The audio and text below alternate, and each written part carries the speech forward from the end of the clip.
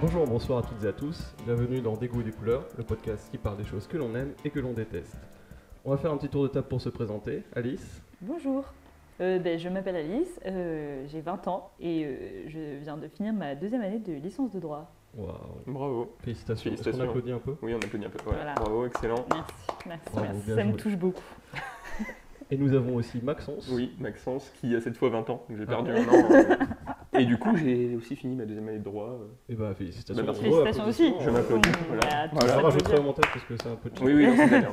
Et puis nous avons aussi Clément. Bonjour, alors moi je suis Clément, j'ai 22 ans, je suis illustrateur du coup indépendant et je travaille également sur une page Facebook à but humoristique sur des bandes dessinées et des comic strips.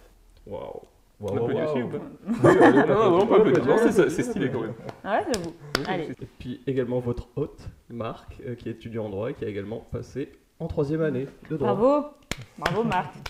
On est tous très Merci, fiers de toi. merci. Bonjour Marc. C'est vraiment aux étudiants en droit anonyme. Quoi. C'est incroyable. Donc nous allons passer à la première partie qui s'intitule Before It Was Cool. Toujours cet accent. Oui, exactement. Je vais changer le nom du podcast, de la Mais partie, non, je c'est pense. bien. Je pense. Donc on va parler des choses que l'on aime et qui ne sont pas très connues, qui pour nous semblent un peu sous-cotées. Et donc nous allons en parler tout de suite. He's broke, but he can afford to pay attention to his style. He's getting ready, so you know it's gonna take a while. Flashing a mustache at everyone that he meets. He burnt his mouth eating pizza before it was cool. Before it was cool. Donc nous allons commencer par Maxence. Que vas-tu nous présenter? Eh bien, je vais vous présenter cette fois-ci non pas une chaîne YouTube, mais un livre. Waouh. Ouh là là. Oui, je sais, copies j'ai un voulu peu copier un peu Alice. sur Alice. Ouais. Ouais. Parce que je me suis dit, enfin, j'ai eu un peu honte, tu vois. Je suis trop J'ai vu qu'elle exceptionnelle. présentait c'est ça. un livre, je me suis dit, oula, attention, Moi, on part sur du je parlais sérieux. de grande culture et tout. Tout à fait, bah, du coup, moi, c'est pas du tout. La grande culture. Non, voilà.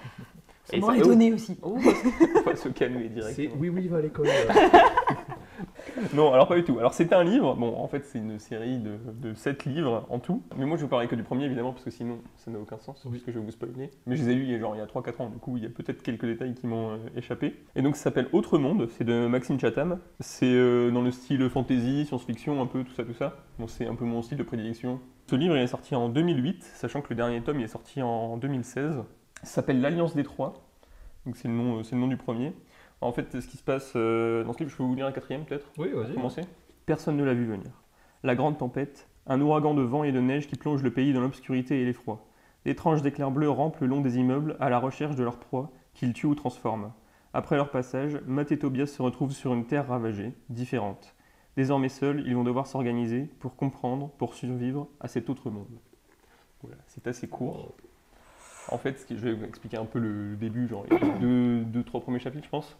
Ce qui se passe, c'est qu'il y a une grosse tempête, donc, comme il vient de le dire, qui arrive et tout, ils vivent à Manhattan. Et en fait, il va dormir et tout, parce qu'il est adolescent, il doit avoir 15-16 ans. Le personnage principal qui s'appelle Matt. Et donc, il va dormir, et quand il se réveille, il n'y a plus aucun bruit dans la ville, donc c'est déjà assez compliqué pour Manhattan. C'est pas faux. Donc, il va voir la chambre de ses parents, il n'y a personne, et il y a juste leurs vêtements sur le lit, comme s'ils étaient dedans, mais il n'y a plus personne. Enfin, il n'y a vraiment plus personne, quoi. Il sort un peu, il voit qu'il n'y a personne, il essaye d'allumer la lumière, il n'y a pas d'électricité. Enfin bref, et du coup, il y a vraiment, genre, il regarde par la fenêtre, il voit qu'il n'y a plus d'électricité partout, enfin bref, c'est clairement, il est perdu. Et donc, ce qui se passe, c'est qu'après, il va finir par sortir de son appartement, tout ça, et puis il va voir qu'il y a quelques gens qui survivent, je crois qu'il rencontre quelqu'un, un enfant de 8 ans, tout ça. Mais il n'y a plus aucun adulte. Je vais vous passer un peu les détails du début, parce que sinon ça va être un peu long. En fait, ce qui s'est passé sur la totalité, enfin ils sont en Amérique évidemment, il n'y a plus que des enfants, il semble plus y avoir que des enfants, et en fait ils ne trouvent plus aucun adulte dans les villes, tout ça. Donc ils se font poursuivre par des créatures un peu bizarres. Du coup, ils doivent s'enfuir, ils s'enfuient de Manhattan, ils vont dans la forêt, tout ça, enfin ils arrivent à s'enfuir. Je spoil pas trop ce qui se passe, mais ils arrivent dans une ville où il n'y a que des enfants. En fait c'est le monde idéal des pédophiles. Ouais, c'est ça, exactement. Je viens de spoiler le méchant, c'est ça? Non, pas du tout.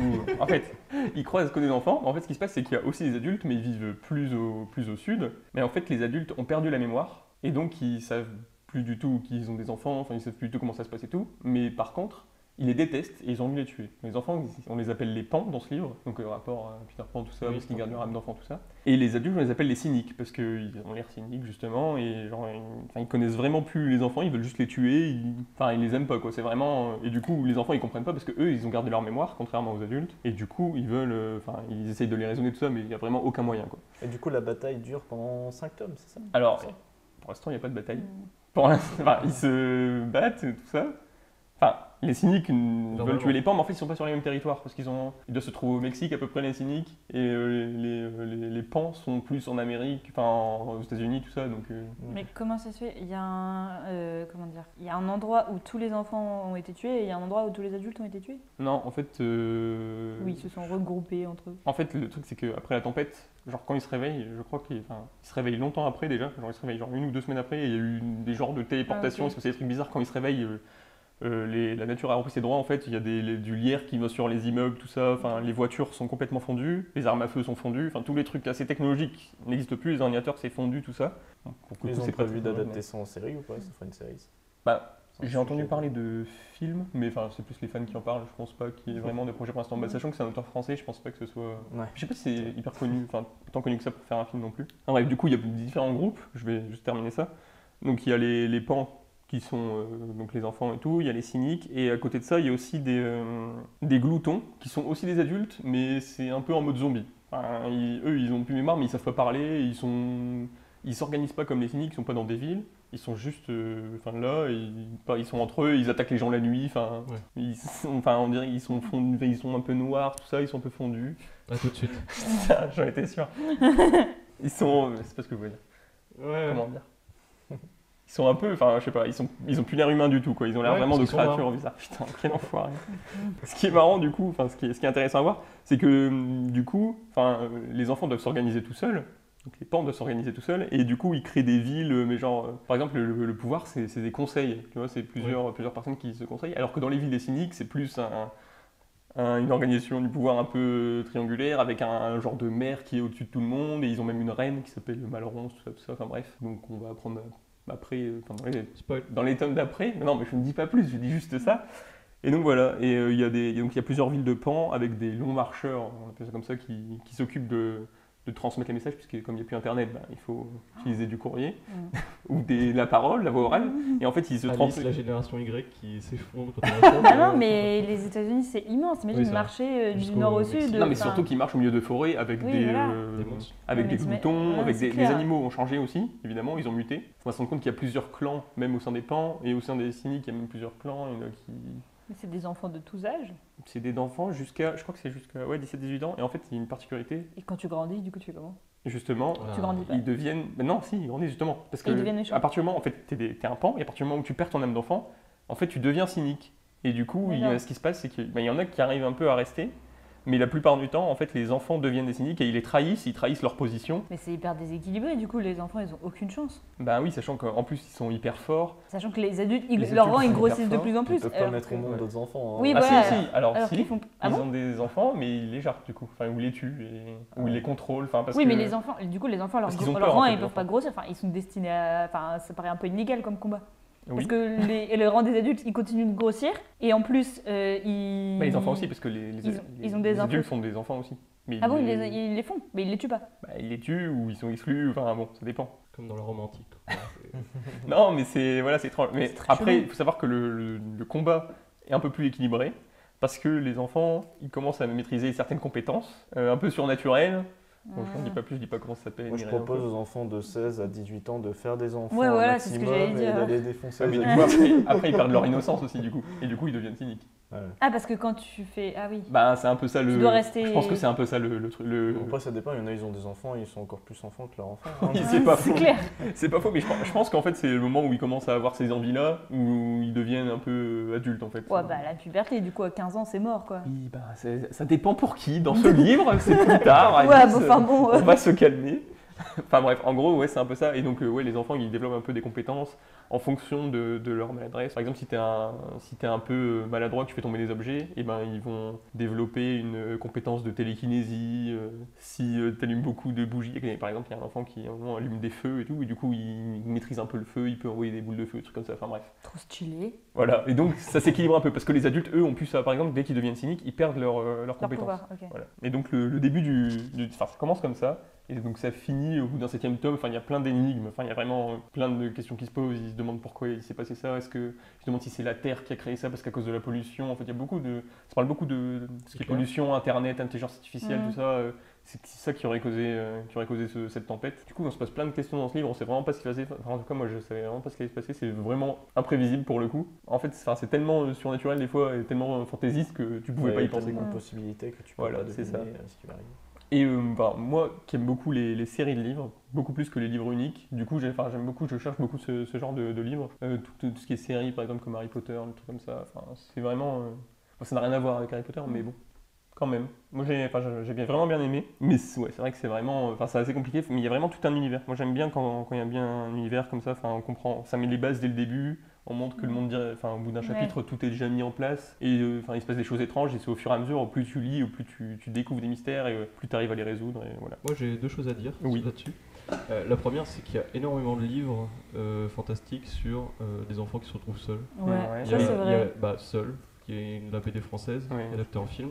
Il y a une série de livres qui pourrait t'intéresser que j'avais commencé à lire qui s'appelait Gone, où c'était des enfants qui se retrouvaient à l'intérieur d'un dôme et voilà, il n'y avait plus d'adultes et eux aussi développaient des pouvoirs, mais c'était plus axé justement sur le fait qu'il y ait des pouvoirs. Ils devaient aussi s'organiser, etc. Et quand tu dépassais genre 15 ans, il se passait quelque chose d'étrange, enfin bref. Et ça a genre 5 tomes. Et genre à chaque fois, il y a aussi un gros problème. Donc au début, c'est le problème général, c'est pourquoi il n'y a pas de parents, qu'est-ce qui se passe, etc. La mise en place d'une organisation. Ensuite, il y a la famine, il y a des problèmes, enfin tout ce qui est lié à l'électricité aussi, etc. Donc ça peut être pas mal. Et la deuxième chose que je voudrais dire, c'est qu'il y a...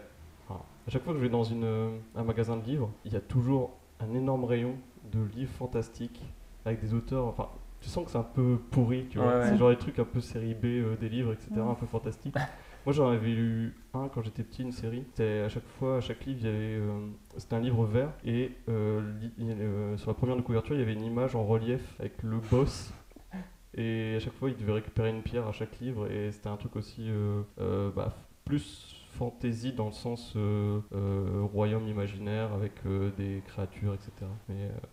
Mais il y a vraiment énormément de livres là-dessus. Ouais, il y en a beaucoup. Mais après, moi, c'est ce que je me suis dit après au début, mais c'est vraiment juste le 1. Et en fait, il y a trois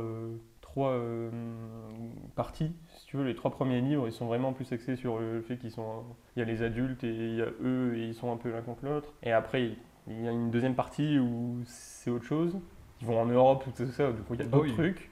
Et oui, non, ça va vraiment loin. Et genre, je crois que ça finit en Afrique même. Genre, le dernier tome, je crois qu'il finit en Afrique. Est-ce que sur les autres continents c'est pareil, mais du coup, c'est à peu près pareil, mais pas complètement non plus. Ouais. Et donc voilà, il n'y a pas les mêmes coutumes et tout, parce que du coup ils développent en fait ils créent une nouvelle civilisation, que ce soit les adultes ou les enfants, ils créent chacun leur propre civilisation. Même entre villes, ils ont chacun leurs coutumes et tout. Moi, ce que je trouvais vraiment intéressant, c'était genre la différence. Du coup, on voyait que les adultes ils continuaient dans leur truc, vouloir faire un système où il y a vraiment une personne qui dirige, alors que les enfants ils disaient vraiment bon, il faut qu'on s'organise entre nous, on va décider tous ensemble. Enfin, c'était vraiment plus la démocratie participative. C'est exactement ça, bravo. Non mais c'est vraiment ça. Et je trouvais intéressant de voir de ce point de vue-là aussi. Voilà. D'accord, très bien. Ouais, c'est cool. Moi, j'aime bien aussi. Après, je suis pas trop fantastique et tout. Ouais. Mais c'est vrai, pour le coup, c'est vraiment fantastique. Ouais. Et, du coup, comme ça change dès le C'est début. pas le genre de truc que je lis d'habitude quand même. Ouais. Ouais, moi pareil aussi. Enfin, j'aime bien lire, mais j'aime plus tout ce qui est one shot. Enfin, en un seul livre, j'aime bien avoir une histoire dans un livre. Après, j'adore des sagas comme Seigneur des Anneaux, j'ai lu, Harry Potter, j'ai lu. Seigneur des Anneaux, moi j'ai pas. Au bout de 200 pages, comme ils sortaient pas de la comté, j'ai lu un petit peu plus. Ils sont très longs. Au début, c'est bon. Ouais, moi, c'est pas ceux que j'ai préférés, je les ai lus une fois et ça suffit. Par contre, Bilbo et Hobbit, je l'ai lu plusieurs fois. Oui, Bilbo, oui, ça c'est facile. Voilà, c'est à peu près tout ce que j'avais à dire. Juste le dernier livre se finit par la Genèse, c'est là où on résout toutes les énigmes en gros. Et donc toi, Alice Ah, au moins rien à voir. Rien à voir Elle a du tout. changé. Aujourd'hui, ouais. Alors en fait. Vous parlez de rap Non, quand même pas. Non. Ça n'arrivera pas. C'est préjugé tout de suite. Pas du tout, mais pas du tout. C'est juste que j'y connais rien. Nous n'avons pas les mêmes valeurs. Mais pas du tout. Je juge pas, c'est juste que je connais pas. Oui. Je vais pas parler de ce que je connais pas. Alors, donc moi, en fait, je suis partie en vacances pour raconter un peu ma vie à Lanzarote. Et en fait, donc c'est une île au large du Maroc. Ça fait partie des îles Canaries. Je sais pas si vous connaissez un peu les îles On Canaries. dirait Denis Brognard, cette île au large des Canaries, où 18 photos. aventuriers vont vivre l'aventure de leur vie. Ouais. Et oui, Jamy, c'est ici qu'on découvre des beaux paysages. Mais justement, en fait, c'est une île donc, qui aurait pu être très très touristique et qui est d'ailleurs un petit peu touristique, mais qui est restée très sauvage et très nature. C'est une île volcanique, donc c'est des paysages très noirs, des forêts de lave, enfin des mers de lave et tout ça. Et en fait, cette île a pu rester comme ça, c'est grâce à un homme dont je vais vous parler aujourd'hui. C'est un artiste qui s'appelle César Manrique. Donc c'est un artiste espagnol, mais au-delà de ça, c'est surtout un homme qui est très inspirant et un précurseur dans le domaine de l'écologie. Et donc moi, l'histoire de cet homme et tout son parcours et tout ça, ça m'a énormément plu, ça m'a énormément touchée. Donc voilà, j'avais envie de vous en parler. Donc c'est un homme qui est né donc sur cette île, à Lanzarote, en 1919. Et qui est un artiste complet, donc il est peintre, il est sculpteur, mais il est surtout architecte. Et c'est surtout de la facette architecte de sa carrière d'artiste dont j'avais envie de vous parler, parce qu'en fait, donc, c'est un artiste qui a été dans les années 50-60, qui est allé en Espagne, à Madrid, mais ensuite qui a aussi exposé aux États-Unis, donc à New York et à Houston. Et en 1966, il a décidé de rentrer dans son île natale. À cette époque-là, il y avait le tourisme de masse qui commençait à se développer et tout ça. Et il s'est dit, moi, je ne veux pas que mon île, soit complètement dénaturée. Et donc, il a été hyper engagé pour protéger tout le patrimoine naturel, tout le machin. Et donc, c'était vraiment un précurseur dans tout ce qui est écologie. Parce que, par exemple, il a réussi à influencer la politique pour faire en sorte qu'on ne puisse pas construire des immeubles de plus de 2 étages et qui est à faire supprimer tous les panneaux publicitaires. Donc en fait, quand on est à Lanzarote, sur les routes, il n'y a aucun panneau publicitaire, il n'y a rien du tout. Et je trouve ça fou. Et donc en fait, ce qui est hyper intéressant à voir, c'est que sa vision artistique un peu a influencé toute l'architecture et toute l'île. Donc, et son architecture, elle est toujours dans le respect de la nature. Donc, c'est-à-dire qu'en fait, il construit ses maisons autour des arbres, tout comme ça. Autour des volcans, dans les volcans. Et en fait, par exemple, donc la maison une des maisons qu'il a construite qui est très impressionnante, qui aujourd'hui abrite la fondation César Manrique, il y a des espèces de bulles de lave qu'il a construit en petits salons en fait. Enfin, c'est des bulles de lave et il a tout peint en blanc et en fait c'est organisé mais avec comme une cheminée, tu sais, où la lave sortait comme ça et c'est hyper impressionnant et c'est magnifique. Il y a aussi le bar le Lagomar qui est un bar construit pareil dans les rochers avec des petits trous, tu vois, où il y a des espèces de petites salles où tu peux faire et c'est vraiment une architecture hyper respectueuse de l'âme de l'île en fait. Et c'est très très très beau. Et oui, il était donc pour l'époque en fait, parce qu'il faut savoir qu'en 1968... L'écologie, c'est pas ça. Hein, l'écologie, c'est pas vraiment un sujet qui est très à la mode. C'est dans les années 60 où il fait cette campagne-là. Ouais, en fait, il est revenu en 1966 à Lanzarote. Et en 1968, par exemple, il s'engage avec plein de paysans de l'île pour empêcher la construction d'un complexe hôtelier style tourisme de masse comme il peut y avoir et tout ça. Et ce qui est frappant quand on arrive, même en fait quand on arrive à Lanzarote, parce que bon, comme c'est une île, forcément on arrive en avion, et donc quand tu arrives, tu vois l'île et tu vois que des volcans et des tout petits villages en fait, alors que c'est des conditions météo, c'est machin, enfin tu vois, ça pourrait être un truc hyper touristique et c'est très sauvage, tu vois, c'est pas la Côte d'Azur, c'est pas bétonné du tout, tu vois, il n'y a pas de gros hôtels, enfin, ou alors tous les trucs qui ont été construits, c'était avant.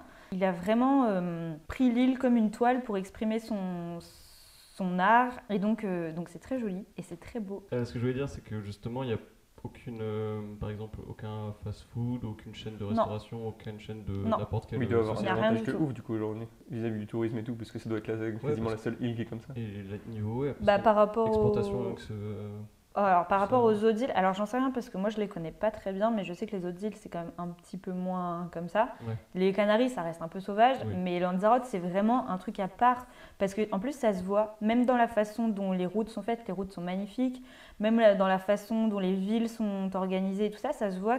En fait, on voit l'influence de cet artiste, de César Manrique, on la voit partout dans l'île. Déjà, rien que le fait qu'il n'y ait pas de publicité, c'est quand même assez impressionnant. C'est aujourd'hui. impressionnant, je trouve. Et aujourd'hui, ça c'est un truc que tu vois nulle part. Ouais, mais c'est bien, ça leur rend unique, ils doivent avoir.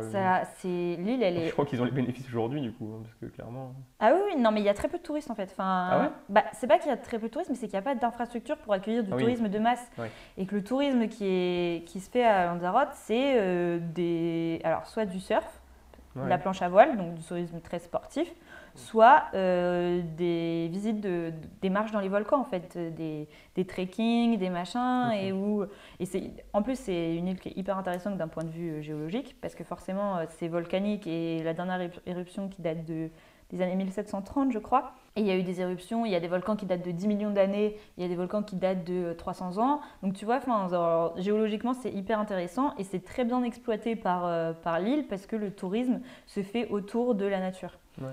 Et donc je trouve que c'est vraiment exceptionnel et c'est grâce à cet homme, cet artiste, et qui était un artiste contemporain, donc qui était un peu dans le mouvement du surréalisme et qui a été un artiste, je crois qu'il faisait partie des premiers artistes à ouvrir une galerie d'art non figuratif à Madrid, en Espagne, pardon. Et oui, il était très proche de Nelson Rockefeller aussi, puisque c'est lui qui l'a invité aux États-Unis à exposer ses œuvres. Et on peut voir donc ses sculptures un peu partout sur l'île. Mais il était proche de Andy Warhol aussi, César Manrique. Ah oui. Et de Picasso. Parce que non, pour moi, c'était pas du tout le même monde en fait. Ouais, mais il était proche de. Après, c'est peut-être juste un. En fait, c'était un comme artiste. À l'époque, il était quand même un peu connu. Aujourd'hui, on le connaît pas du tout, tu vois. De cette époque-là, on se souvient pas trop, mais à l'époque, pour l'époque, il était quand même un peu connu. Il est exposé dans pas mal de galeries. Et en fait, il est vraiment revenu dans son île. C'est quelqu'un qui aurait pu vivre, de son art, d'une vie très bling bling, très machin, à New York, à Paris, à tout ce que tu veux, et qui est revenu sur son île, sur ce caillou. Et qui s'est engagé et je trouve que c'est vraiment un message incroyable et c'est un parcours qui est fou parce qu'il n'y a pas beaucoup de gens qui font ça et aujourd'hui on voit encore son impact partout parce qu'on voit ses sculptures, on voit ses maisons. Il a construit une autre maison aussi un peu plus au nord de l'île et puis il a construit quelques restaurants, il n'a pas construit lui-même de ses mains, mais c'était lui l'architecte, quoi. Il a imaginé quelques restaurants, alors donc des restaurants qui tombent tu vois, au bord d'une falaise avec une grande baie vitrée comme ça, et tu as une vue sur la mer. Enfin, c'est fou. Et oui, il a aussi construit donc sur quelques autres îles des Canaries, un peu à Fuerte, je crois. En fait, ce qui est très intéressant aussi, c'est que sur toutes les sculptures qu'il a faites à Lanzarote, c'est une île et il y a énormément de vent en fait. Et donc, il a fait des sculptures mobiles qui bougent en fonction du vent. Mais non, mais je trouve ça fou, tu vois. C'est hyper drôle, c'est marrant. C'est hyper intéressant d'être à ce point dans le... Mais ça sert à quoi, du coup? Bah, c'est de l'art. C'est de l'art. Ah oui, d'accord, ok, pardon. Excusez-moi. Non, mais d'accord, tu peux faire de l'art, mais tu tu vois, en fait... tourne. Mais c'est pas ça. Ah oui, d'accord, ok. Et ça tourne. Non, mais je pensais carrément, moi je voulais juste en une statue. Des espèces de mobiles. Non, c'est des mobiles... non, mais c'est de l'art non figuratif. Oui, pardon. C'est de l'art contemporain, donc après, il faut être sensible à ça aussi. C'est très beau. Est-ce que t'as des photos ou pas? Bah alors, c'est très radiophonique. Oui, je sais, Oui, mais peut-être qu'on peut les montrer. Non, mais si vous voulez aller voir des photos, tapez César Manrique, Lanzarote, et puis vous allez voir plein de photos donc, de ces maisons. Il y a 2 maisons, il y a des restaurants, il y a le bar, le Lagomar. Alors ça, c'est vraiment... T'as passé beaucoup de temps? Dans les bars, il y a beaucoup de bars. Non, c'est un bar, mais c'est vraiment hyper impressionnant. C'est très respectueux de l'environnement. Enfin, et là-bas, c'est un tourisme très écolo, en fait. Et niveau import-export, comment ils font? Parce est-ce qu'ils ont leur propre agriculture? Alors, il y a un peu d'agriculture. Donc, il y a beaucoup de vignes, surtout. Ouais. Donc, ils produisent pas mal de vin. Il y a un peu d'agriculture. Pardon, j'ai pas saisi. Ça appartient à l'État espagnol ou... De quoi? L'île. L'île, ouais. ça appartient à l'Espagne. Oui. D'accord, ok. C'est comme la Corse pour la France. D'accord, donc en fait, c'est une région... Oui, c'est une communauté d'autochtone. Et D'accord, tu as aussi les Baléares, mais ça, c'est autre chose. Mais Espagne, tu as les Canaries. Donc, tu as 7 îles principales, plus après de toutes petites, comme la Graciosa, par exemple, qui est juste au nord de Lanzarote. Et donc, dans ces 7 îles principales, il y a l'île de Lanzarote, qui est la plus sauvage et qui est je pense, enfin je sais pas, après j'ai pas visité les autres, je les ai juste survolés, mais qui est, je pense, la plus jolie. Et il y a Gran Canaria, il y a Tenerife, il y a Fuerteventura, enfin c'est des noms qui sont quand même un peu plus connus que Lanzarote. Lanzarote, c'est vraiment... c'est touristique, hein. Il y a des touristes évidemment, parce que voilà, ça reste une île où... On dirait un nom de pays de fantaisie. Lanzarote. Oui. Ouais, un peu. Et tout ça, donc pour répondre, non, ils importent tout. Hein. D'accord, ok. Mais oui, ils produisent du vin. Enfin bref, donc voilà, donc César Manrique, c'est un artiste... Ouais, c'est vrai que du coup, j'avais pas pensé que si on monte pas d'image... Non, mais je les mettrai moins... dans la description, donc Ouais. vous pouvez regarder ou je les mettrai sur la vidéo. Un lien YouTube. Vous Google, pouvez enfin, cliquer sur le bouton rouge, abonnez-vous, laissez un petit like, Non mais c'est hyper intéressant regardez de voir la description. D'ailleurs, comment... tu as dit artiste complet, mais est-ce qu'il est youtubeur? En 1960 Ouais. Ah bah oui, bien sûr. Est-ce qu'il a une page Facebook? Il est mort en 1992, donc il aurait un peu de mal à être youtubeur. Il a même pas. T'as dit youtubeur? Je ne dis rien. J'ai dit quoi? T'as dit youtubeur. Youtubeur, c'est pareil. Non, en vrai, c'est- ça a l'air super beau. Enfin, mais du coup, tu vois, moi je sais que, par exemple, par rapport à ce que tu racontais, je m'imaginais pas du tout comme ça en fait. Ah ouais? J'arrivais pas trop à. C'est vrai que c'est dur à imaginer, mais Ouais, c'est ça. Genre, c'est vraiment des dômes et on voit. Enfin, c'est vraiment à l'intérieur. Ouais, c'est vraiment des... En fait, Il y a des canyons aussi un peu, j'ai cru voir. Des canyons. Ouais, j'ai l'impression qu'il y avait un peu des canyons. Genre, à un moment, il y avait une piscine et il y avait genre 2 grands murs un peu volcaniques sur Non, le côté. mais oui, la piscine, elle est construite un peu dans les espèces de trous faits par la Ouais, lave, voilà. de manière un peu naturelle. Ça suit en fait les Je trouve ça pierres vraiment harmonieux, en volcaniques. fait. Et Ouais, du ça. coup, c'est vrai que quand tu es dedans, c'est... Enfin, pour l'avoir visité, t'es là, waouh. Et aussi, on peut aussi visiter son atelier. C'est super intéressant.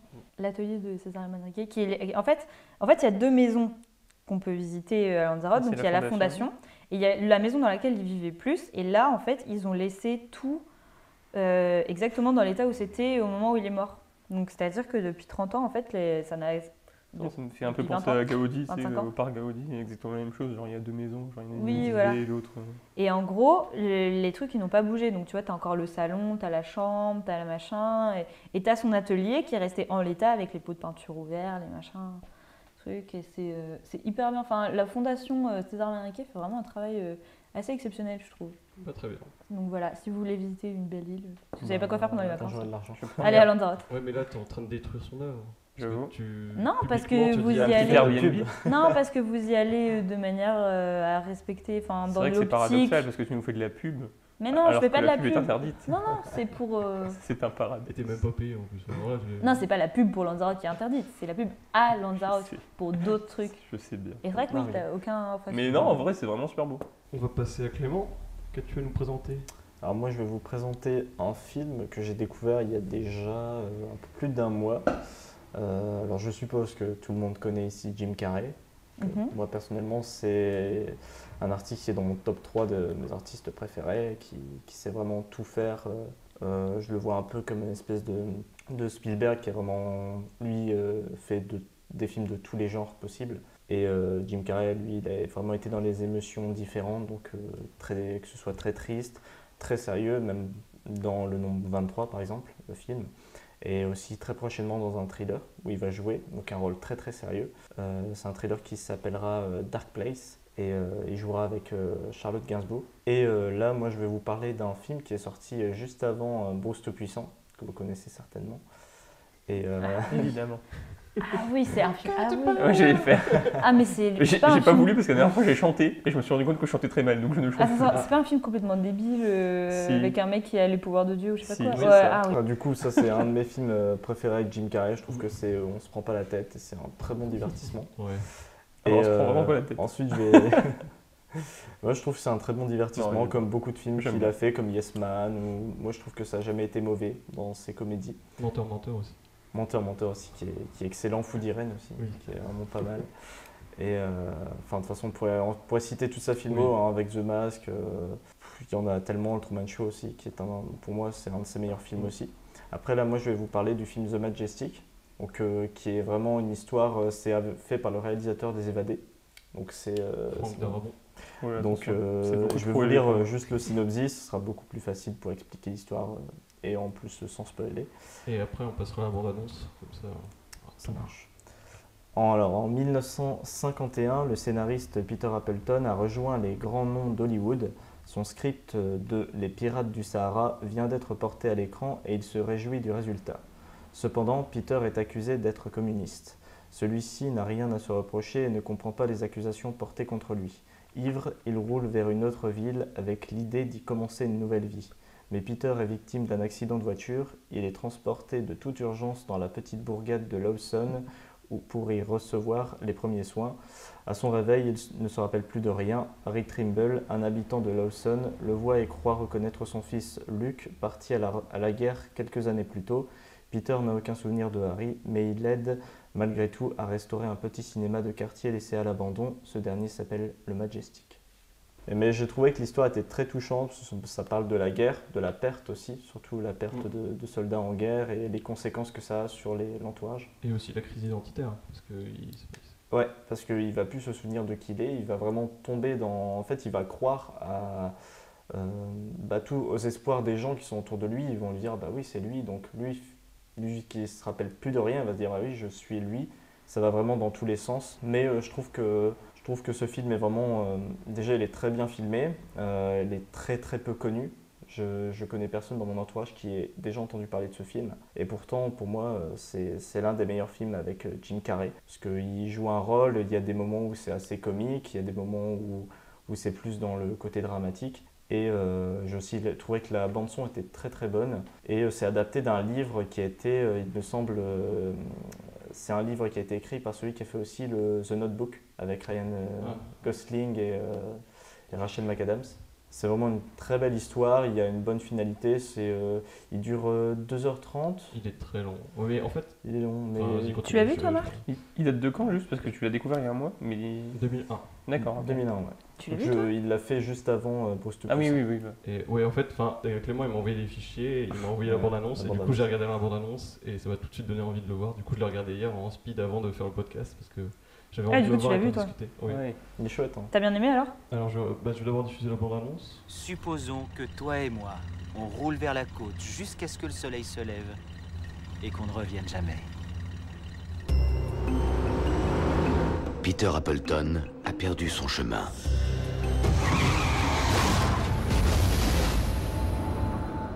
Oh mais nom de Dieu, qu'est-ce qui t'est arrivé, mon petit ? Je suis pas tout à fait sûr. Dans un endroit où il n'était jamais allé. Vous ne seriez pas déjà venu ici parce que vous m'êtes vaguement familier. J'ai dit la même chose. Sans aucun souvenir de son passé. Vous n'avez aucune idée de ce qui vous a amené ici. Le vide. On va le prendre pour un homme qu'il n'a même pas connu. C'est Luc! Ah, je suis content de te revoir. Luc, te voir revenir parmi nous, c'est comme un miracle. Tu ne te souviens pas de moi? Non, mais je te jure d'essayer. Dites-moi en plus sur Appleton. Son agent a signalé sa disparition hier soir, et personne n'a eu de ses nouvelles depuis près d'une semaine. Il faut que vous le retrouviez mort ou vivant. Par le réalisateur des Évadés et de la Ligne Verte. J'aimerais ne plus avoir à me demander si tu es réellement Luc. Et on s'aimait, toi et moi. Il faut absolument que tu te souviennes. Je n'ai aucun souvenir. Je suppose que Luc ait passé une décennie à s'imaginer qu'il était une autre personne. Il pourrait y avoir des gens qu'il recherche. Agents fédéraux. Ce n'est qu'un jeu, mais c'est leur jeu. Jim Carrey. Si c'est Appleton dissimulé un autre homme. Mais qu'arrivera-t-il s'il retrouve un jour la mémoire? Je ne sais même pas comment tu t'appelles. Qui es-tu en réalité? De quoi tu te souviens, précisément? De tout. The Majestic. Tu as regardé en français ou en anglais, Marc? J'ai trouvé qu'en français. Et je crois même que c'était en québécois parce que j'ai pas reconnu. C'est normalement il y a le même doubleur. Ouais, et du coup, comme je l'ai vu récemment, j'ai beaucoup de choses à dire dessus. Donc si je parle trop, vous me coupez. Moi je l'ai vu 2 fois, mais il y a un mois. Parce que moi, dès que je l'ai vu, je me suis dit il faut absolument que je le regarde avec mes parents. Je leur ai montré et ils ont adoré. Ma mère accroche pas trop à l'humour Jim Carrey. Elle aime pas trop tout ce qui est Ace Ventura. Bon, moi j'adore.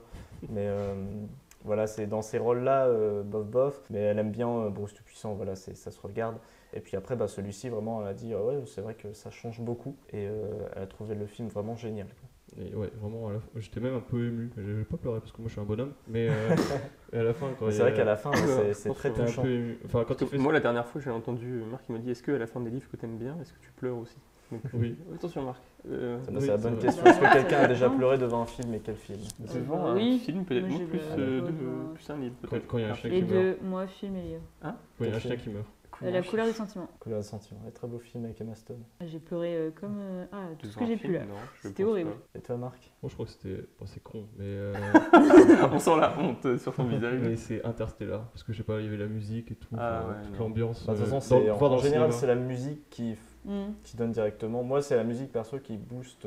Mais tu sais, dans Interstellar, c'est quand il voit des vidéos de sa fille et quand il a fait un gap trop long en fait dans le temps. Et du coup, il voit sa fille vieillir et ses enfants. Surtout qu'il reste bien sur le moment où il commence à pleurer. Et c'est ça, et là je suis en mode putain, c'est relou le voyage dans le temps. Moi personnellement, c'est le seul film vraiment qui m'a vraiment beaucoup ému, c'est Never Let Me Go avec Andrew Garfield.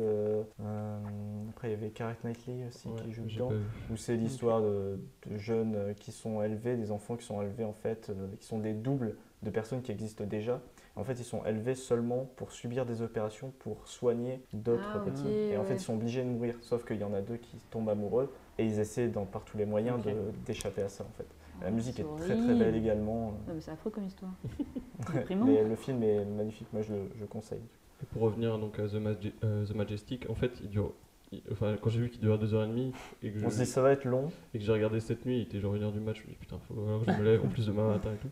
Et en fait, moi ce que j'aime beaucoup avec Franck Darabont, c'est que ces films sont longs, mais juste sur la durée, en fait, il n'y a aucune scène qui est inutile. Tu vas tout regarder et tu vas apprécier chaque scène. Il n'y a aucune lenteur en fait. Quand t'aimes vraiment bien un film, quand un film est vraiment bien, 2h30, ça va, c'est pas si long. Ouais, ça passe vite, j'ai même pas senti la fatigue. Moi j'ai vu le film, franchement, j'ai ressenti vraiment le regret de jamais l'avoir pu le voir au cinéma. Mais franchement, très très bon film. Et Jim Carrey, c'est pas un de mes acteurs, je saurais même pas dire si c'est un de mes acteurs favoris, oui. Mais c'est pas mon acteur favori, je pense. Je sais pas. Bref, je vais refaire. Crise existentielle. Je pourrais pas dire. Peut-être que oui, je ne sais pas, dites-moi. Personnellement, je pourrais pas dire que c'est mon préféré. Je pourrais même pas dire qui est mon préféré. C'est dur de dire un acteur. Je sais que ça fait partie de mes préférés. Mais en tout cas, ouais, parce qu'il a deux registres, c'est la comédie et le drame. Et dans les deux, il est juste incroyable, je trouve.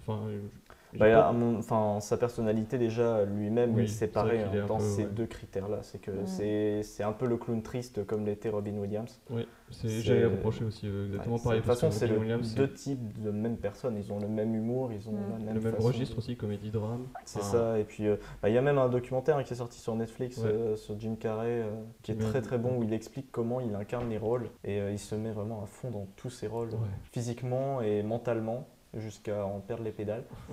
Et même à reproduire ce qui s'est déjà... Parce que c'est sur un film, un biopic, sur Andy Kaufman, c'est ça. Et il va vraiment très très loin. Si à un moment donné, Andy Kaufman se prend un pain dans la gueule, il va chercher à se prendre un pain dans la gueule par le comédien qui joue le mec qui doit foutre une tarte. Il va vraiment à l'extrême de tout ce qu'il fait. Et puis en plus d'être dans son personnage, il est toujours Andy Kaufman, même hors dehors du tournage. C'est pas Jim Carrey. Il faut pas appeler Jim Carrey, il faut appeler Andy. Mais c'est hyper dangereux parce que quand tu es un acteur, c'est difficile. Il faut être hyper stable psychologiquement pour pas t'y perdre. C'est pour ça qu'il y a une grosse période de dépression. Non mais je comprends. Attends, c'est un coup à crise identitaire, crise existentielle, tout ce que tu veux. Franchement, dépression, tu m'étonnes. Là, ça faisait longtemps qu'il n'avait pas fait de film. C'est pour ça que je me disais, ça serait bien qu'il fasse un rôle vraiment complètement différent de ce qu'il faisait. Moi, je le verrais bien parce que je le voyais avec sa barbe. Je me disais, il serait bien dans un western. Un nouveau western, mais vraiment un truc intéressant. Il y a une bonne gueule, il y a un charisme et tout ça. Et puis, quand j'ai vu qu'il y avait un thriller qui sortait avec lui, j'ai tout de suite regardé mon annonce. Je me suis dit, il a vraiment la bonne gueule. Il y a sa barbe et tout ça. Et il y a vraiment un charisme qui ressort. Je pense que ça va lui faire du bien de faire un film complètement différent de ce qu'il faisait avant. Parce que là, du coup, il est flic. Donc, ça a vraiment bien changé. J'ai vraiment hâte de voir ce film. Je pense qu'il sort en novembre ou un truc comme ça. Il sort cette année. Et The Majestic, c'est vraiment un très bon film à regarder. Même l'histoire est assez intrigante. Tous les personnages sont attachants. Oui. C'est ça qui est intéressant, c'est qu'il n'y en a pas un où on va se dire oh non, lui, on l'a assez vu. Là, c'est vraiment chacun, on a envie d'en apprendre plus sur tout le monde, sur pourquoi ça arrive, qu'est-ce qu'il pense, etc. Et moi, ce que j'aime aussi beaucoup, c'est la scène de début. Il y a une autre scène dans le film qui fait écho, où en fait, il est auteur d'un scénario et il écoute les producteurs parler à sa place pour décrire le film, et tu vois qu'il est complètement ailleurs, qu'il est un peu désintéressé, et en fait, Ouais, c'est ça. quand on C'est repense à qu'il la le première corrige scène, à fond sur tout ce qu'il a fait. Il dénature complètement son film. En plus, c'est une critique directement à Hollywood qui dénature tous les films qui peuvent arriver. Et du coup, je trouve que ça aussi, c'est intéressant de montrer ça. Et comme tu dis, il y a ce parallèle-là qui est très intéressant aussi. Oui. Il mériterait une analyse sur YouTube très approfondie, ce film, en tout cas. Vraiment, ouais, parce que tout ce qui Autant est... que La Ligne Verte. Je sais qu'il y a The Link the Sun qui a fait une analyse sur La Ligne Verte. Je pense que ce film, il en mériterait tout autant, parce qu'il est tout aussi intelligent pour moi. Allez-y les gars, lancez-vous.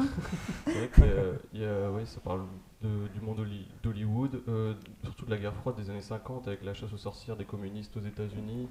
Enfin, c'est vraiment assez... Parce que moi, j'aime beaucoup tout ce qui est sujet de... Alors, je ne suis pas trop film de guerre, mais j'aime bien quand ça touche vraiment sur l'impact que ça a sur les gens, sur comment ils évoluent au fur et à mesure. Comme Full Metal Jacket, on voit vraiment quand ils arrivent et à la fin. Ouais. Et pareil, il y a un film que j'avais adoré l'année dernière, qui était un de mes coups de cœur avec La La Land. C'était Tu ne tueras point, avec Andrew Garfield. Je l'ai trouvé complètement génial et c'était un des meilleurs films de guerre que j'ai pu voir de toute ma vie. Même les scènes d'action sont incroyables au cinéma. Il y avait un effet sonore très oppressant. On avait l'impression d'être sur la scène, sur le terrain. Et c'est ça qui était assez percutant. Parce que là, en fait, ça se passe dans les années 50, donc c'est ni trop proche de la guerre, mais c'est suffisamment éloigné pour que les gens soient encore touchés par les pertes de leurs enfants, etc. Ils essaient de se reconstruire, etc. Puis on voit que... Dans un petit village, et c'est vraiment... Wow. Puis on voit aussi le père très attachant, celui qui fait le père du coup de Peter, du coup. Oui. Qui est vraiment très attachant, qui est vraiment à fond dans le cinéma. C'est vraiment sa passion de faire ce cinéma. Il parle de l'époque où tout le monde y allait, il vendait les billets, tout le monde venait, etc. C'est vrai qu'il y a une critique, j'ai l'impression, en dessous du monde hollywoodien, à la fois du côté producteur, mais à la fois aussi des spectateurs. À un moment, le père, il critique la télévision. Il dit ça sert à quoi de rester dans son salon toute la journée, c'est ça, alors qu'on a un cinéma des juste autres à côté. Voilà. Du coup, il critique pas Hollywood. Non, mais non, le film critique Hollywood par rapport aux scénaristes, etc. Et ensuite, il critique le côté de les gens vont plus dans les salles de cinéma. Le film, quand je l'ai trouvé, parce que je me suis fait toute la filmo de Jim Carrey. J'avais commencé, en fait, j'avais regardé un film que j'avais jamais vu avec lui, c'était Braqueur amateur. Moi, j'aime bien parce que c'est vraiment la famille type qui s'en sort bien, qui a un gosse, etc., qui s'en sort vraiment bien. Et d'un coup, il tombe. Vraiment, ils dégringolent d'un coup et doivent se débrouiller. Et pour se débrouiller, ils trouvent une solution, c'est de faire des braquages. Ouais. Et du coup, il y a un côté, je croyais que ce serait que de la comédie. Il y a aussi des moments très émouvants et même un moment où genre j'ai senti de l'émotion pour un personnage, un attachement où on a envie de se dire « Putain, oui, il faut qu'il arrive, quoi ». Et ce film, franchement, je te le conseille. En plus, il est court, il dure 1h30, mais il est très intéressant. Je pense que c'est un film assez méconnu de Jim Carrey aussi qui mérite d'être vu, même en famille. Je pense que ça peut plaire aussi aux parents, parce que ça aborde justement cette importance d'être parent et de vouloir prendre soin de ses enfants. Et que pour prendre soin de ses enfants, il faut de l'argent. Et puis voilà. Mais ce film est très très bon. Puis après, j'étais tombé du coup sur le Majestic. Je me suis dit, c'est marrant, qu'est-ce que c'est ce film? Du coup, je lis et je vois que c'est par rapport à un cinéma qui se fait rénover. Et je me dis, c'est marrant, c'est parce qu'à Lille, il y a un cinéma qui s'appelle The Majestic. Oui. Et c'est ça qui est marrant. Du coup, le Majestic. Et pour conclure, moi, de mon côté, après si vous voulez conclure là-dessus, mais moi il y a deux choses, c'est que je vous recommande déjà la filmographie de Jim Carrey, que ça soit que partie comédie, soit que partie dramatique, ou les deux, parce qu'il est vraiment bon dans les deux registres. Il y a genre Eternal Sunshine of the Spotless Mind. On a du mal avec l'anglais ici dans ce podcast. Mais celui-là c'est un chef-d'œuvre. Pour moi c'est vraiment dans le top 3 aussi de ce qu'il a fait. Et niveau comédie, moi c'est plus tout ce qui est The Mask ou Menteur ou des trucs comme ça, tout ce qu'on a déjà dit avant. Menteur aussi. Et la deuxième chose, c'est aussi regarder la filmographie de Frank Darabont. Parce qu'il y a aussi, quand j'ai regardé ce film, ça m'a intrigué. Parce que je me suis dit, ça ressemble quand même à une histoire de Stephen King, vu que Frank Darabont, généralement, il prend des adaptations de livres de Stephen King. Ouais. Et je trouvais que dans la façon dont il traitait, etc., le personnage, la perte de mémoire, etc., c'était assez Kingesque. C'est vrai. Et toute façon, toute la filmographie de Frank Darabont, même les films qui ne sont pas des adaptations de Stephen King, vaut mieux les regarder, sauf pour moi The Mist, dont la fin vraiment m'énerve au plus haut point. Voilà. Je sais pas si c'est pareil la que fameuse fin. C'est la fin qui est film. En fait, c'est la fin la plus déprimante que j'ai vue d'un film. Ah, moi j'aime bien les fins tristes. Non, c'est pas déprimant pour moi, c'est juste stupide. Parce que ça se joue à 2 minutes près, ce qui se passe dans la fin. Et en fait. Clair. Mais c'est ça le but. Ah, mais ça rageant du coup. Et en fait. c'est frustrant un peu. Donc la nouvelle qui s'appelle The Mist de Stephen King, c'était pour moi une de mes nouvelles préférées de Stephen King. C'est ce qui m'a fait aussi un peu. Bon, le film est toujours mieux que la série. J'ai pas vu, j'ai pas osé voir. Et du coup, la nouvelle m'a vraiment fait entrer dans l'univers de Stephen King. Je me suis dit, en fait, j'aime vraiment bien cet auteur. Et la fin de la nouvelle, je vais pas mettre d'adjectif qualificatif, mais en tout cas, elle est assez intéressante. C'est une fin qui est. De toute façon, Stephen King a un univers très riche à chaque fois. Chaque livre a un univers ultra riche. C'est vrai que le mec est complètement. Enfin, il est ultra intelligent, ce mec, parce qu'il écrit des livres comme ça, quoi. Comme on prend un McDo, lui, il écrit un livre, il peut écrire 3 livres dans une année, et des livres incroyables. Et la fin de la nouvelle, c'est vraiment. C'est pas une fin super spéciale, mais t'es quand même tu fais waouh, ça c'est une fin, quoi. Et tu regardes la fin du film et. Je sais pas, j'ai envie d'en parler en même temps, mais vraiment, parce que... De toute façon, je pense qu'un jour, on en reparlera, mais surtout, on abordera, je pense, plus, du coup, Stephen King. Ça peut être intéressant de se pencher sur son œuvre. C'est assez connu, en fait, donc peut-être pas en parler de Stephen King. On peut justement parler de films qui sont très méconnus, comme La petite fille qui aimait Tom Gordon, qui est très très bon aussi. Et voilà, et en fait, la fin du film est assez... En fait, moi, j'ai regardé le film et j'ai vraiment bien aimé parce que je trouvais que c'est une bonne adaptation. Il y avait des passages retirés qui n'étaient pas forcément intéressants, les personnages étaient bien, ça se reprochait à la nouvelle, et à la fois c'était assez unique comme film, au niveau de la mise en scène, etc. Parce que c'était aussi Frank Darabont, donc c'était aussi intéressant. Et je vois cette fin, et en fait la fin est trop longue, il faudrait enlever la fin du moment dramatique, avant qu'il y ait le moment vraiment encore plus dramatique, j'ai envie de dire, mais aussi plus stupide.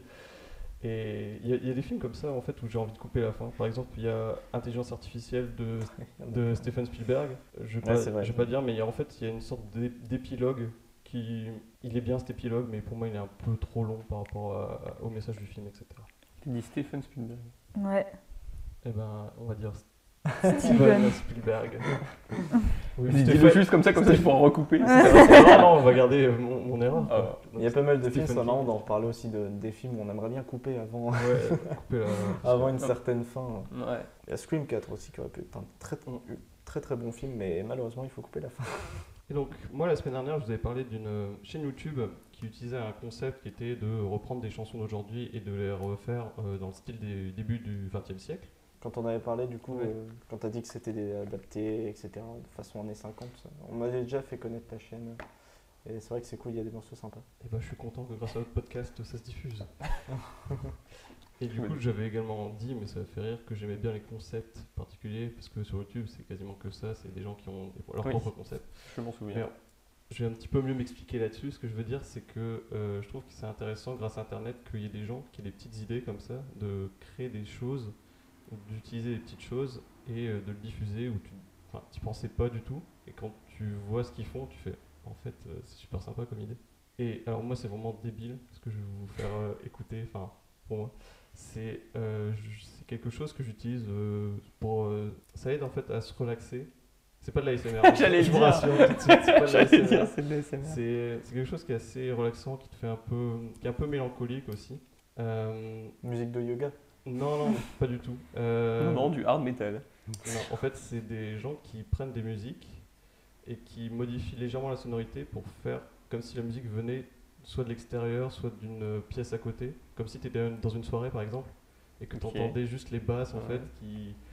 Et en fait, quand tu écoutes cette musique avec tes écouteurs, avec un casque, tu as juste vraiment l'impression, tu fermes les yeux et tu as l'impression d'être dans une soirée, que tu es dans une salle de bain, dans une cuisine à côté. Anti-soirée. Tu fais une anti-soirée. Contre-soirée. Et voilà. Dans la cuisine, parce que sinon ça marche pas. Ça peut être marrant de faire un truc genre un film juste auditif. Ouais, voilà. Mais je crois que c'est justement ce qui est utilisé au cinéma et des trucs comme ça pour faire ce genre d'effet. Je sais même plus comment ça s'appelle l'effet. Et utilisé. Et en fait, ils font ça aussi, par exemple. Ils utilisent des morceaux de live de musique et ils font comme si tu étais un peu plus loin, que tu entendais le live au loin dans un concert, etc.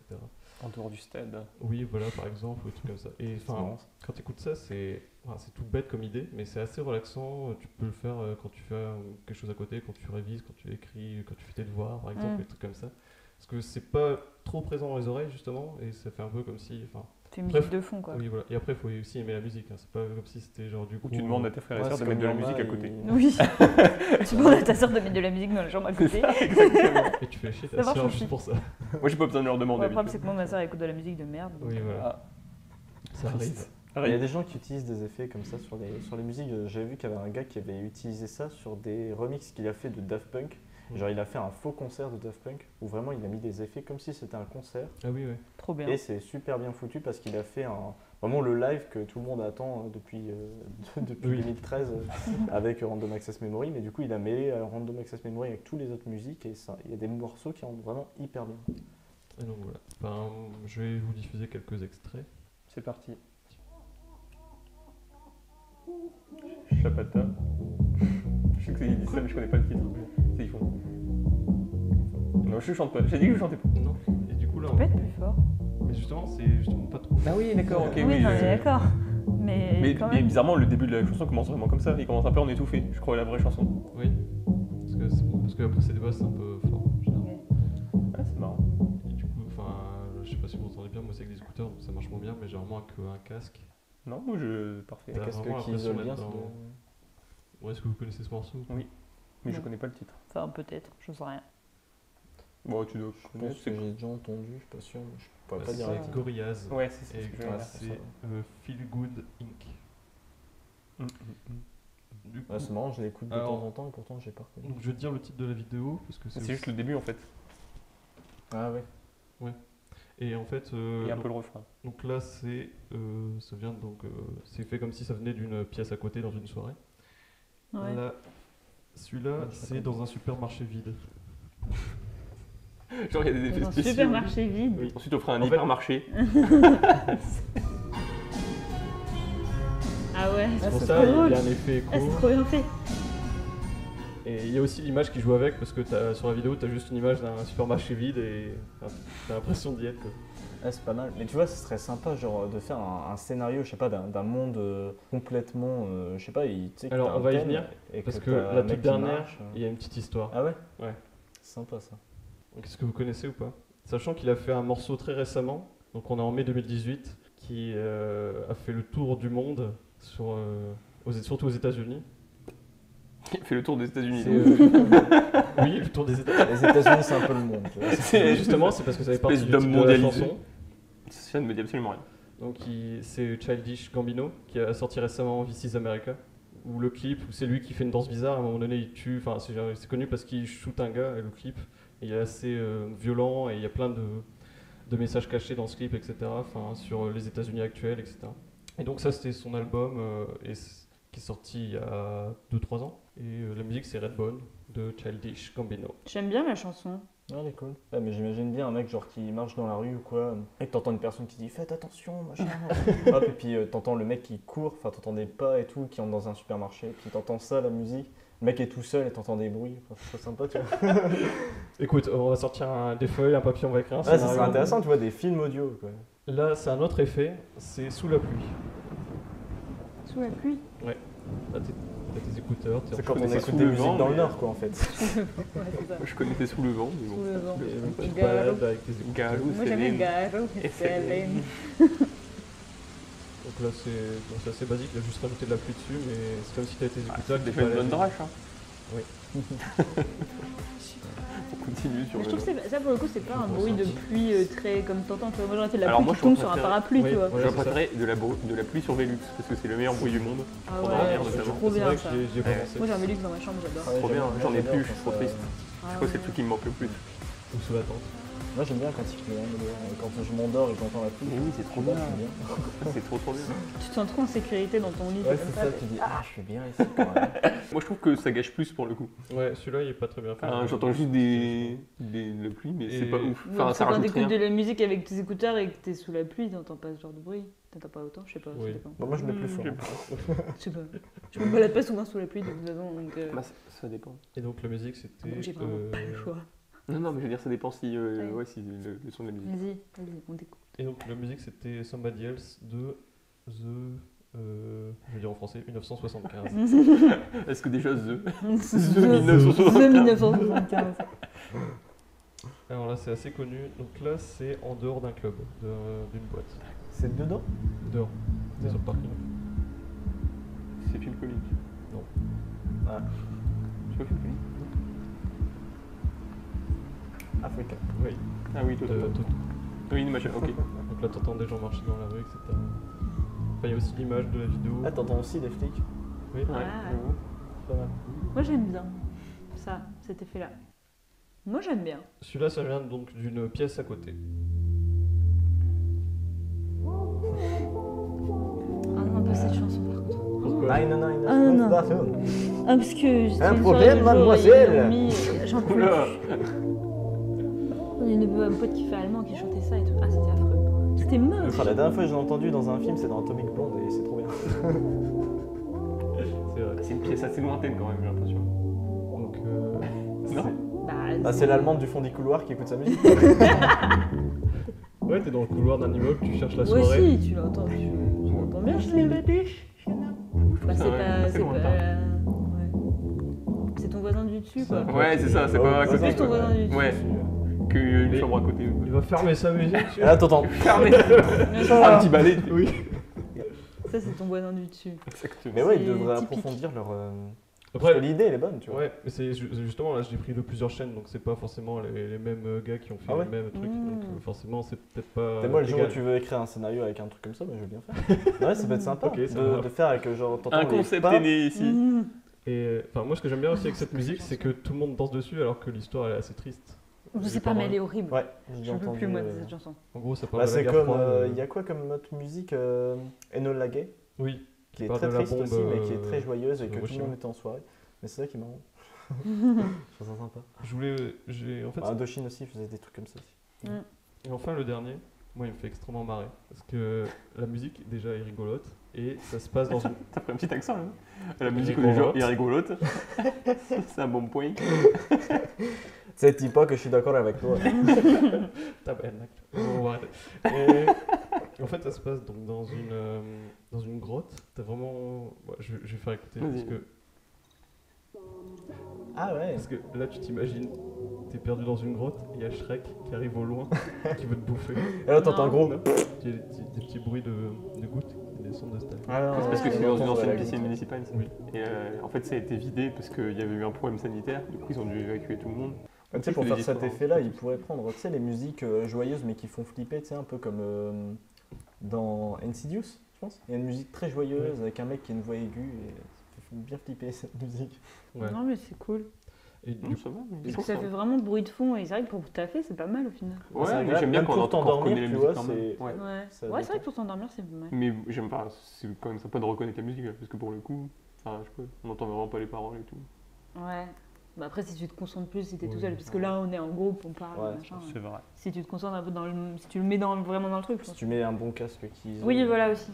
Et du coup, voilà, je voulais parler de cette idée de tout simplement d'effets sur les chansons, etc.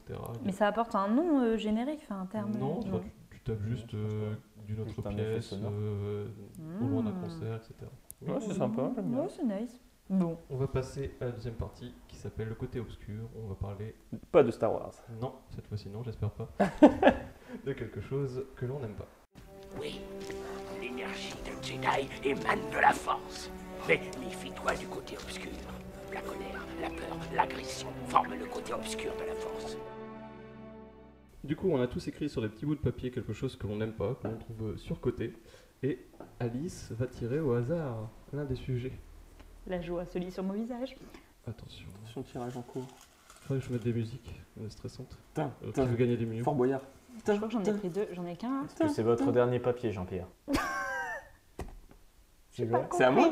J'ai pas compris. Ça m'a Ah oui.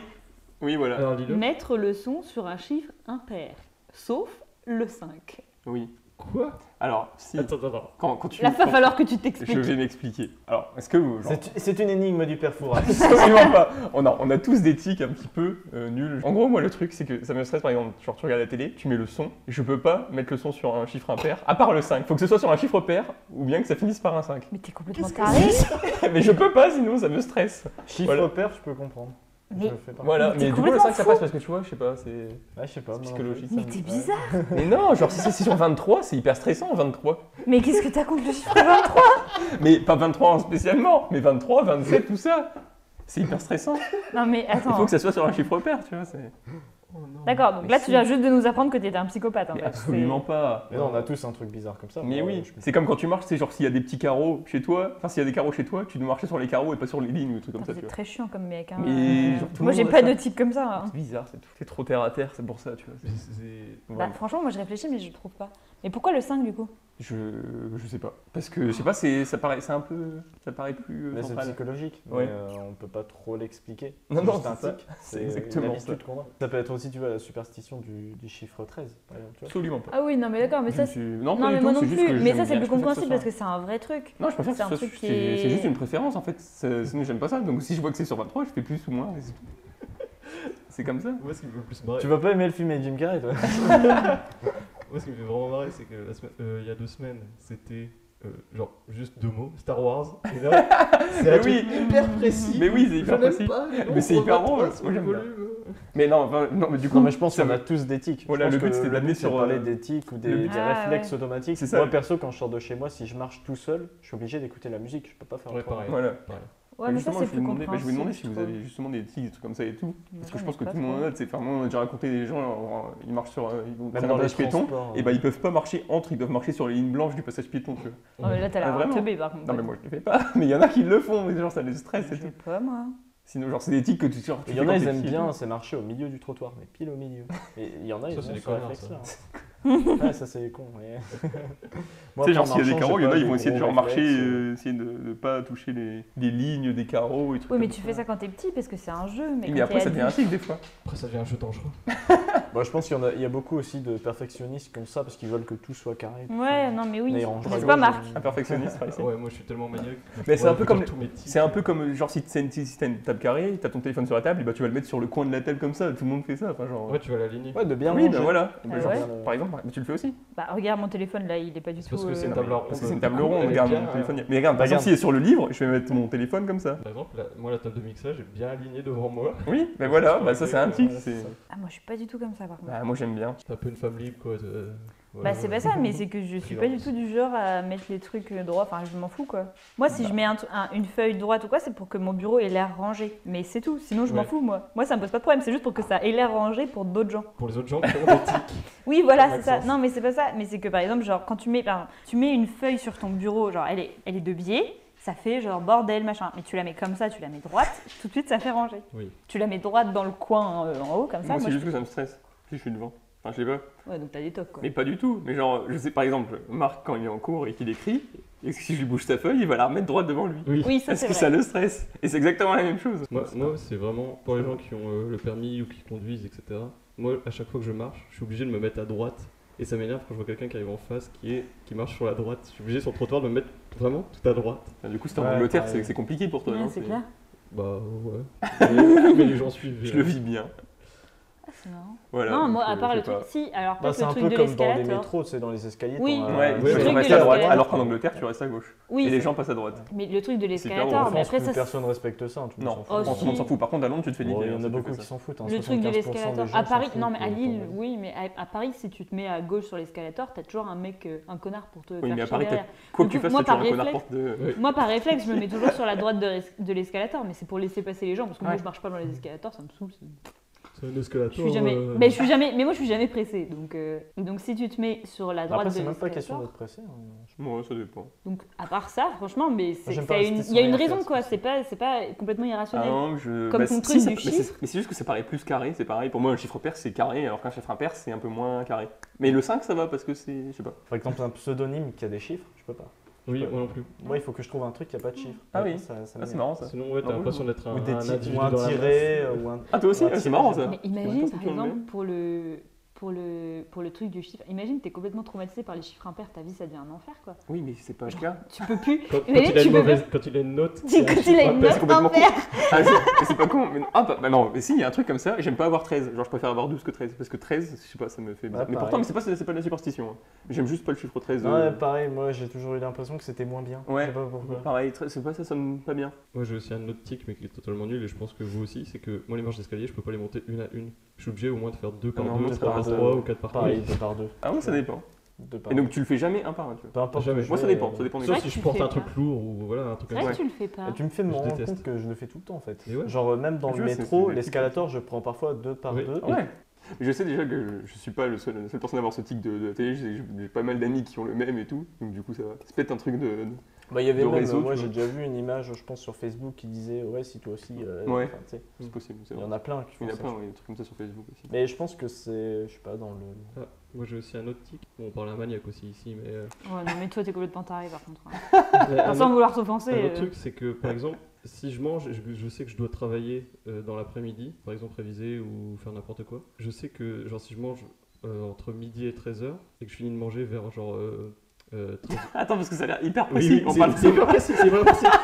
Si je finis entre midi 45 et 30 secondes et midi 45 et 47 secondes. C'est pas ça, c'est que genre si je finis entre midi et demi et 13h, je me dis je vais travailler à 13h pile. C'est-à-dire que je vais pas me dire avant, après. Mais si tu finis à midi 59. Et ben j'attends 13h, bah c'est pareil, on s'en fout. Bah oui, mais t'as pas le temps de faire la vaisselle. Et c'est pour ça, alors je me dis, bah je vais faire 13h30. D'accord, donc toi t'es obligé de commencer à travailler à des horaires pile. Par demi-heure, ouais. C'est marrant ça. Ah non, mais c'est c'est super pareil drôle. en plus. Genre, C'est hier, pour se je me suis motiver, dit, je pense bon, que c'est allez, juste je vais une faire question de 1 flemme, heure ça. et après je reprends à 19h30. Ouais, voilà. Et hop, 19h30. Et bah hop, 19h30, je me dis j'ai la flemme et je reprends à 22h. Moi c'est plus ça qui se Non, passe. ça c'est plus mes réveils ça.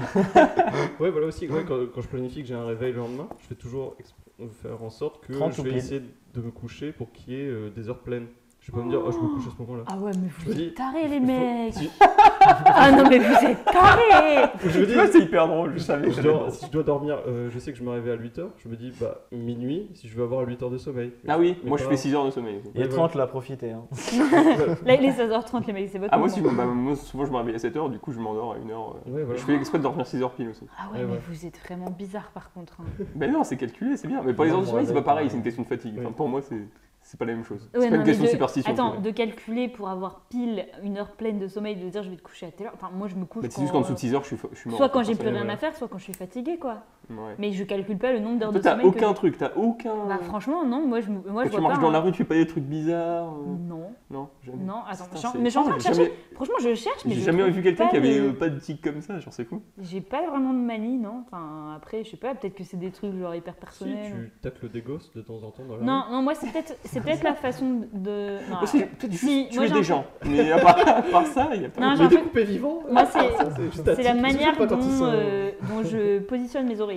Ah. Alors ça c'est un tic, c'est-à-dire que mes oreillers, je suis obligée de les mettre... Enfin en fait... Bah dans votre vie. On va m'appeler la tête honteuse, ça veut dire qu'il y a un truc. On va plus expliquer nos trucs bizarres. Ma vie, mais en fait dans mon lit j'ai 6 oreillers. Donc j'en ai 2 des oreillers normaux comme tout le monde a. Après j'ai 2 coussins et j'ai 2 petits coussins. Et je suis toujours obligée de mettre les deux coussins moyens.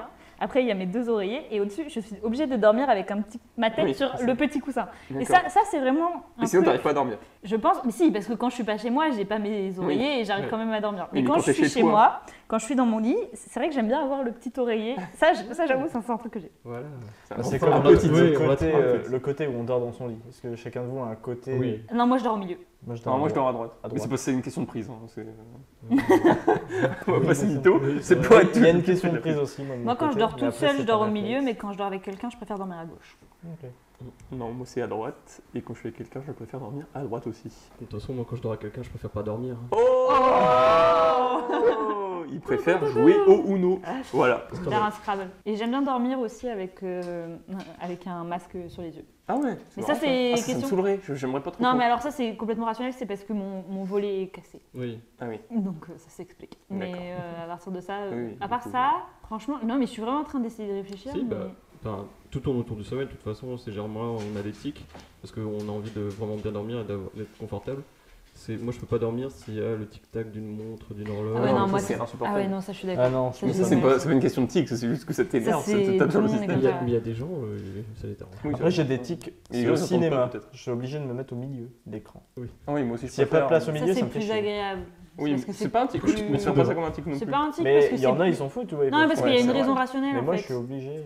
Parce qu'il y a une raison rationnelle, c'est-à-dire que tu vois mieux l'écran quand tu es au milieu. Moi, pour moi, ce qui est vraiment un tic, c'est vraiment un truc où il n'y a aucune raison rationnelle, genre le truc du son. Je suis désolée, il n'y a rien.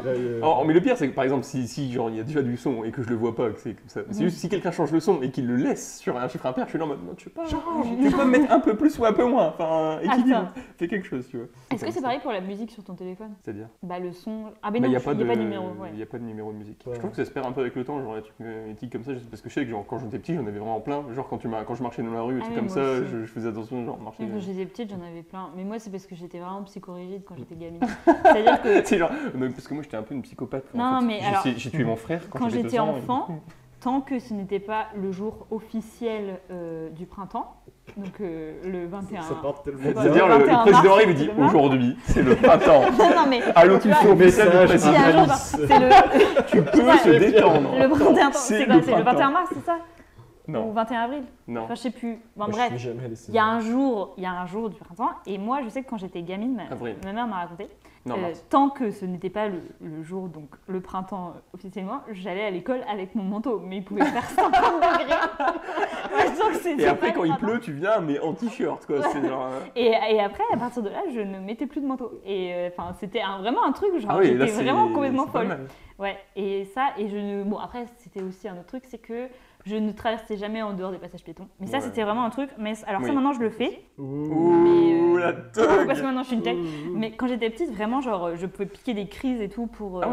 On part sur du lourd, quand même. Ouais, non, mais quand j'étais petite, j'étais vraiment complètement tarée. C'est pour ça que je pense que maintenant, j'en ai moins. Parce que... ça l'a saoulé. Et il y avait un autre truc. Ah oui, je pouvais me... Ça, le passage piéton. Je supportais pas que mes parents... comment dire, se disputent. Non, c'est un peu triste. Dans la voiture, je supportais pas que mes parents démarrent le moteur. Non, mais même pas démarre la voiture, mais démarre le moteur tant que j'avais pas ma ceinture attachée.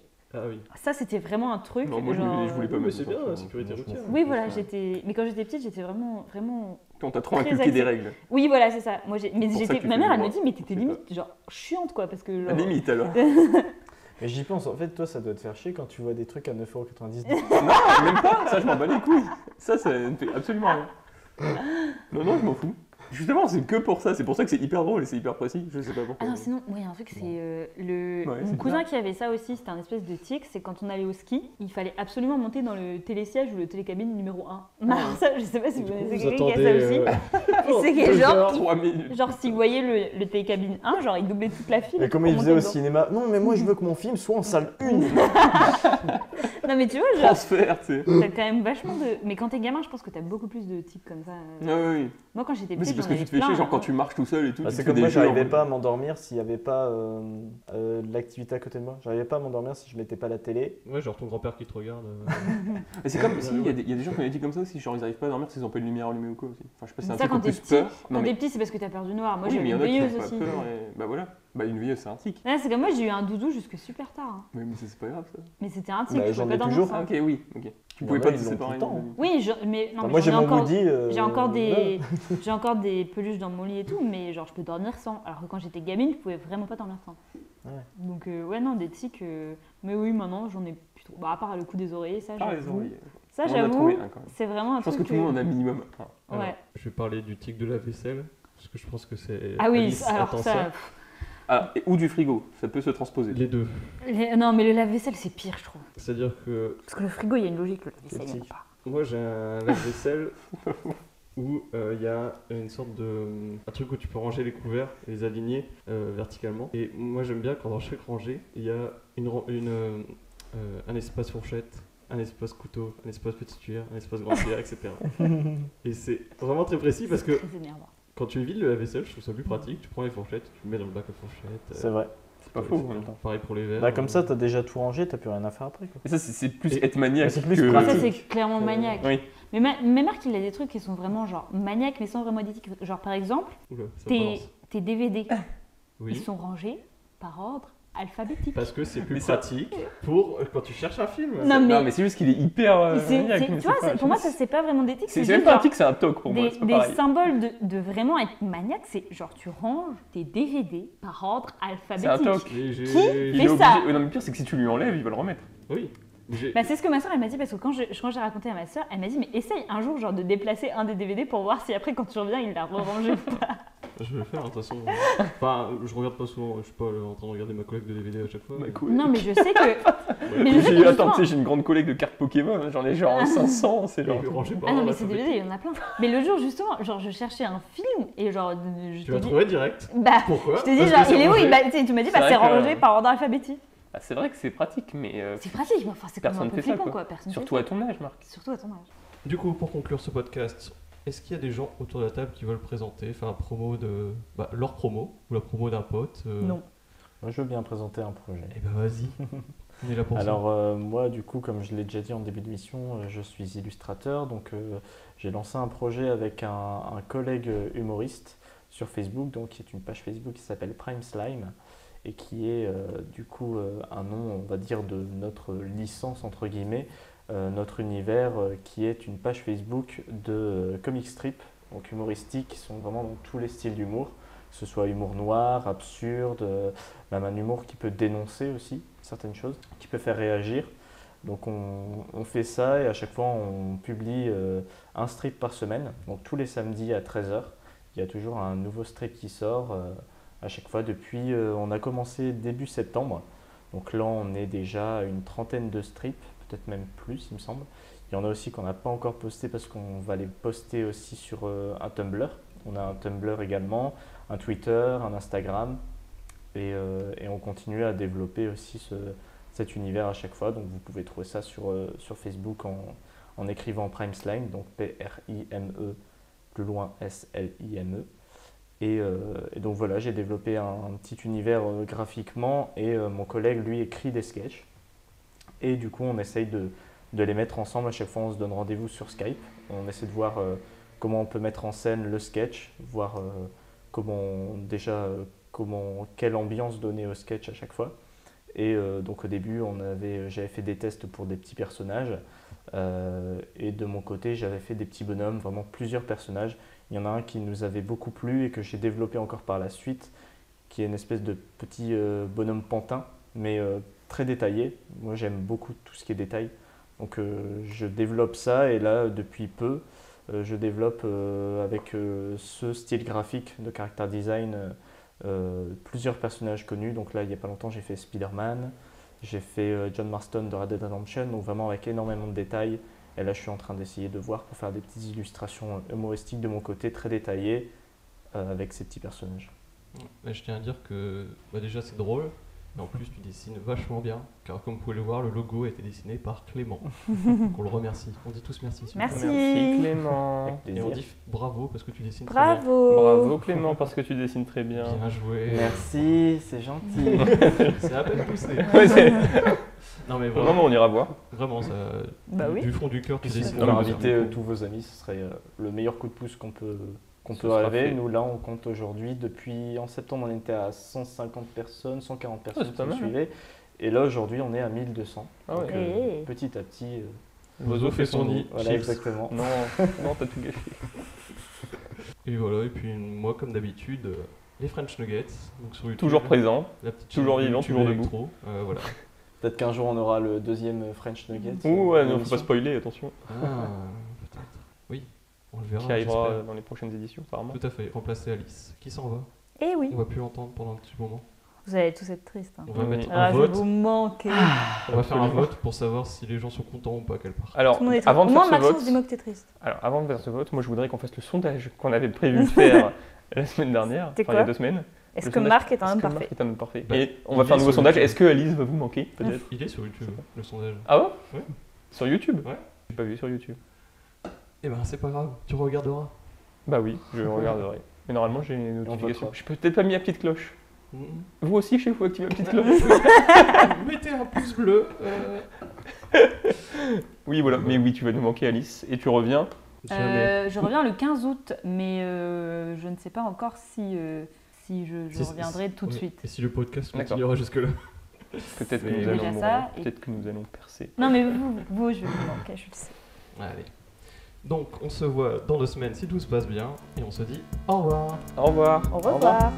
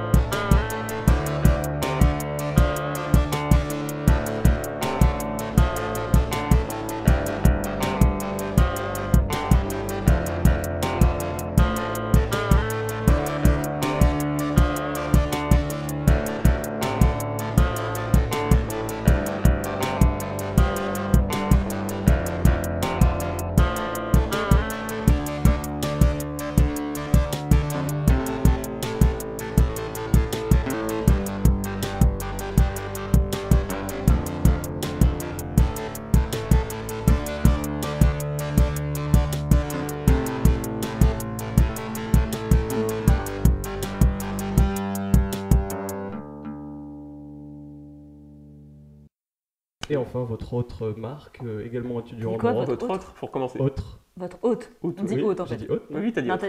t'as dit Non, mais c'est pas grave, mais recommence. T'as dit votre autre marque. Il n'y a qu'un seule marque. Hein.